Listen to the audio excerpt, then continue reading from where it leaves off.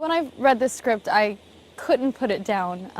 I read it so quickly, and it read almost like a really beautiful novel, which you don't always find with scripts. You know, scripts translate in a very different way.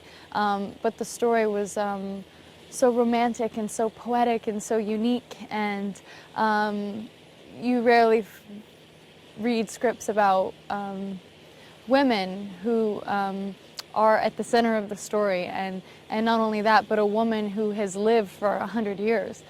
So it spanned so much time. She had so much experience and love and loss and pain and power and joy, and it was just such a beautiful journey and told in such a unique way that I was just dying to do this movie.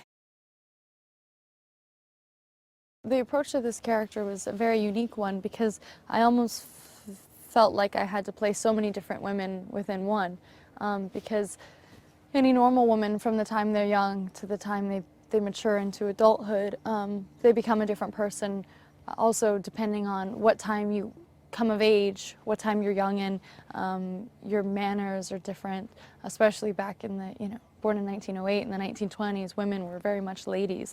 So I had to take that, but also adapt that to modern times, because Adeline she had to evolve. There's so many different love stories. There's the obvious love story, the male-female one. There's a more complex love story which rests in her past and is brought to life again in her present, and it sort of creates an obstacle for her current love. But there's also a really beautiful love story between mother and daughter here.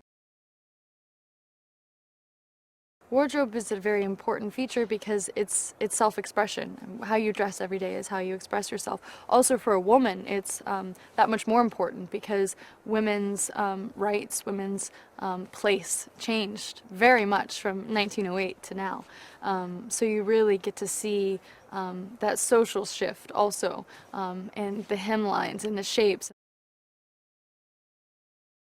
Our hair and makeup team, Monica and Anne, have just created such distinct looks, and they went through and they pulled the books of all the women of times past, but then they also went and they pulled the colors, and there were only 4 foundation colors, or there were only 7 lipstick colors at these certain periods, and they searched and they found these products, and it's, something as simple as changing the shape of your lip, to make it smaller and more Cupid-like, and for the 20s, and just seeing the way that they did their makeup in that time very much changed the shape of your face.